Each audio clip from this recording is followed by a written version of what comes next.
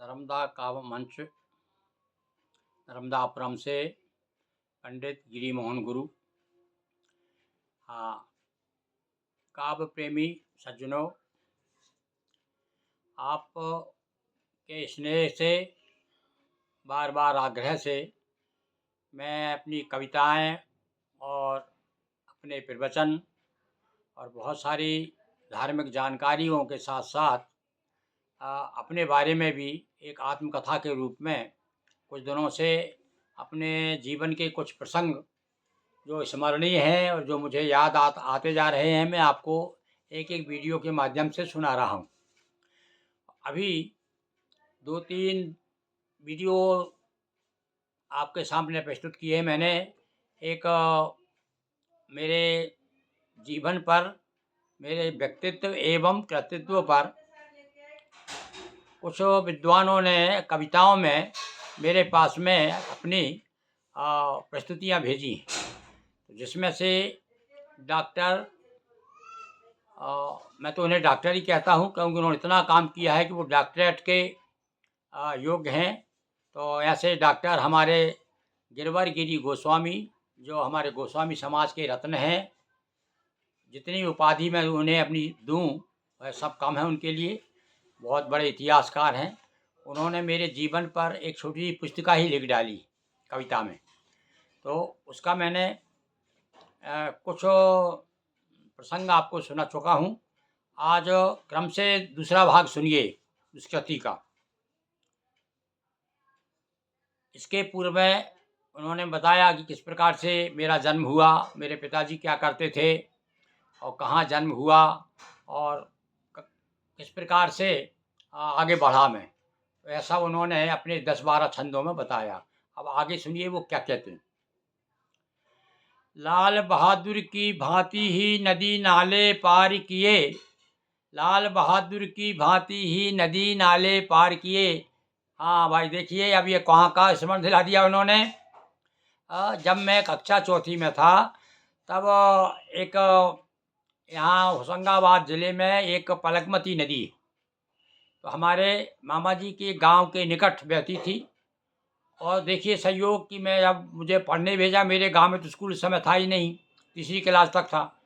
अब आगे पढ़ने के लिए मुझे कहाँ भेजा, मामा जी के गांव, एक गांव है सुहागपुर के पास में, तहसील सुहागपुर, ग्राम मौजा, लखनपुर के पास में पामली नाम का गांव है, नर्मदा के तट पर। तो बीच में वह पलकमती नदी को पार करके मैं पढ़ने के लिए आया करता था। तो देखिए वो घटना, जब मैंने उनको पहले कभी बताई होगी, कभी चर्चा में आए थे मेरे यहाँ पर वो समय, तो उन्होंने लिखा है कि लाल बहादुर शास्त्री की तरह, क्योंकि लाल बहादुर शास्त्री भी वाराणसी पढ़ने जाते थे, गंगा जी को पार करके जाते, तैरते हुए जाते थे। कई बार यह स्थिति बनती थी। तो क्या लिखा है उन्होंने, देखिए। लाल बहादुर की भांति ही नदी नाले पार किए, बर्तन माजे कपड़े धोए सारे दैनिक कार्य किए। हाँ भाई, जब मैं बाबई में पढ़ता था तो वहाँ पर अपने हाथ से कपड़े धोता था, भोजन बनाता था और साथ साथ में बर्तन भी धोता था। शिक्षकों की वाणी पर तो सदा ही इनके कान रहे। हाँ, और देखिए आप कितना बढ़िया लिखा है। मुझे ऐसा लगता है इतना अच्छा मैं नहीं लिख सकता था, मेरे बारे में मुझे स्मरण नहीं आ रहा था, पर उनके एक एक शब्द से मुझे अपने एक एक प्रसंग याद आ रहे हैं। मैं जब 8वीं में था तब हमारे एक शिक्षक थे, ड्राइंग टीचर, बहुत बड़े कवि थे उस समय के, वर्तमान में जिस समय मैं विद्यार्थी था, श्री ब्रजमोहन सिंह ठाकुर। तो वो क्या है, उस समय उनकी युवावस्था थी और मैं विद्यार्थी था। अभी तो खैर दिवंगत हो गए, उनकी आत्मा को भगवान शांति दे। मुझे बहुत स्नेह करते थे वो। तो वो जब अपने मित्रों के साथ बैठ कर के, शिक्षकों के साथ बैठ के कविताएं सुना करते थे, तो मैं चुपचाप कान लगा के सुना करता था। तो देखिए अब आप किस प्रकार से उन्होंने वर्णन किया है कि लाल बहादुर की भांति ही नदी नाले पार किए, बर्तन माजे कपड़े धोए सारे दैनिक कार्य किए, और शिक्षकों की वाणी पर तो सदा ही इनके कान रहे, सदा ही इनके कान रहे, और हिंदी जगत में श्री गुरु की सबसे ऊंची शान रहे। ये 3 दिन पंक्ति उन्होंने दी है। अब आगे देखिए, 8वीं में अंताक्षरी में प्रथम नंबर पाया था। जब मैं वहाँ बाबई में पढ़ता था तो उस समय अंताक्षरी में प्रथम स्थान मिला था मुझे। तो 8वीं में अंताक्षरी में प्रथम नंबर पाया था। इनके नाम को लोगों ने अखबारों में छपवाया था। खेड़ी वाले श्यामगिरी भी इनके लिए वरदान रहे। खेड़ी वाले श्यामगिरी भी इनके लिए वरदान रहे। हिंदी जगत में श्री गुरु की सबसे ऊंची शान रहे। और उसके बाद में देखिए कैसा उन्होंने क्रम से वर्णन किया है मेरे जीवन का। 8वीं के बाद में श्यामगिरी जी वो शिक्षक थे नागपुर में, हमारे नाना जी हुआ करते थे रिश्ते में, तो वो मुझे ले गए वहाँ पर। तो इसलिए उन्होंने लिखा है कि खेड़ी वाले, एक खेड़ी सांवड़ीगढ़ है वो बैतूल ज़िले में, वहाँ के रहने वाले थे और फिर बैतूल में शिक्षक थे वो। तो 9वीं कक्षा में हिंदी में 100% थे अंक मिले। 10वीं कक्षा में दोहों के पुष्पगुच्छ भी खूब खिले। इनके विषय हिंदी, अंग्रेजी, गणित और विज्ञान रहे। हिंदी जगत में श्री गुरु की सबसे ऊंची शान रहे। तो वहाँ पर भी वास्तव में जब मैं वहाँ पढ़ता था तो 10वीं क्लास में जब मैं था तो उस समय देखिए प्रसंग सब संस्मरण है एक तरह से। तो एक हमारे हिंदी के शिक्षक थे, शायद पांडे जी थे, वो अच्छी बढ़िया धोती पहन के आया करते थे, उत्तर प्रदेश के थे। पर कभी कभी क्या होता है कि भ्रम हो जाता है लोगों को। एक दुआ पढ़ा रहे थे वो कि उदित उदयगिरी मंच पर रघुबर बाल पतंग। जब इस प्रकार उन्होंने बोला और अर्थ बताया कि पतंग हाथ में लेकर के राम जी मंच पे खड़े होकर के उड़ा रहे। तब मैंने उनसे कहा, मैं कि महाराज, मैंने कि डरते डरते कहा भाई क्यों मार भी दें, उस समय 10वीं का छात्र था मैं। तो मैंने कि सर यहाँ पर ये अर्थ नहीं है इसका। डांटा मुझे, बोला इधर आप, तो क्या है अर्थ फिर इसका? मैंने बताया सर यहाँ पतंग का अर्थ सूर्य है, यहाँ सूर्य को पतंग कहा गया है। उदित उदयगिरी मंच पर, यानी जिस प्रकार से उदयाचल पर यानी पूर्व दिशा में सूर्य उदय होता है, इसी प्रकार से मंच रूपी उदयाचल पर ये राम रूपी पतंग, बाल पतंग उदय हुए हैं, प्रकट हुए हैं। अच्छा ठीक है, तुम ही बताओ, इधर आओ, आज से तुम ही बताओगे इस कविता का अर्थ। और भैया 10वीं में पढ़ता था, पर मैं 10वीं के साथियों को और मैंने उस अर्थ को समझाया था।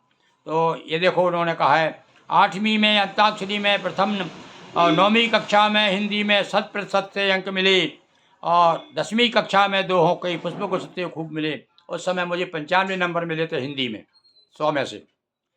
तो एसबी सिटी कॉलेज नागपुर इन्होंने बीए पास किया।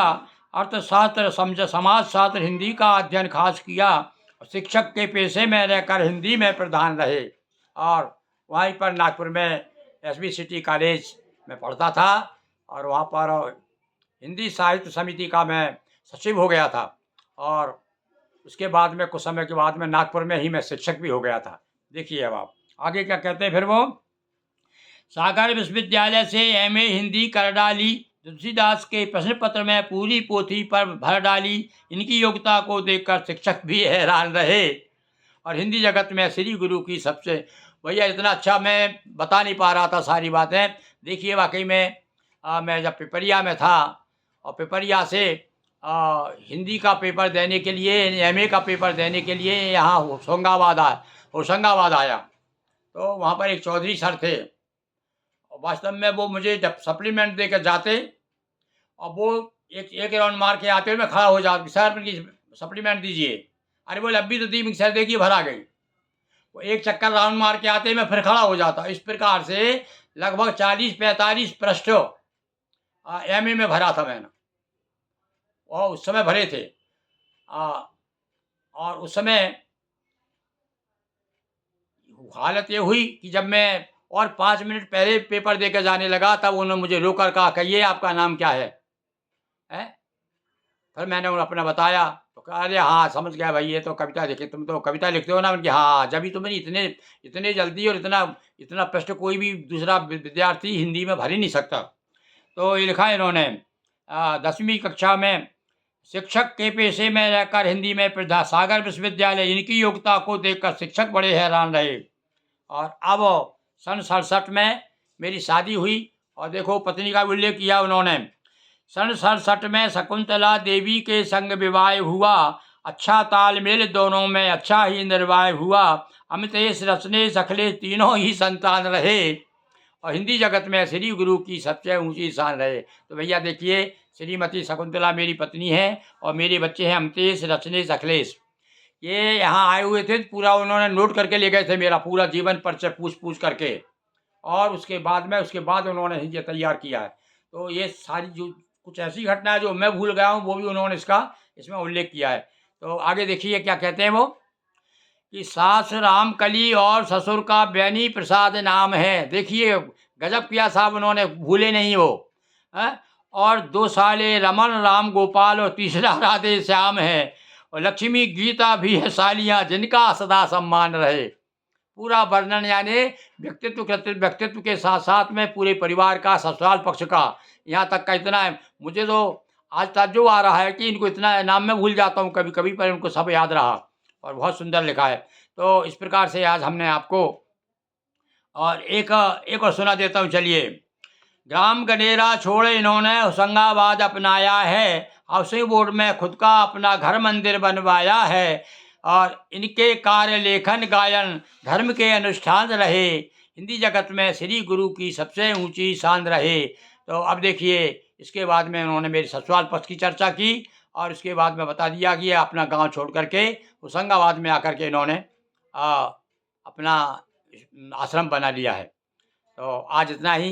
देखिए अब तीसरे भाग में और कैसी कैसी कविता उन्होंने बड़ी सुंदर सुंदर ढंग से लिखी है। मेरा पूरा जीवन वृत्त इन्होंने कविता में ढाल दिया है। एक बार पुनः आदरणीय श्री गिरिवर गिरी गोस्वामी दिल्ली वालों को बहुत बहुत उनका आभार, धन्यवाद और नमस्कार, वंदन, अभिनंदन।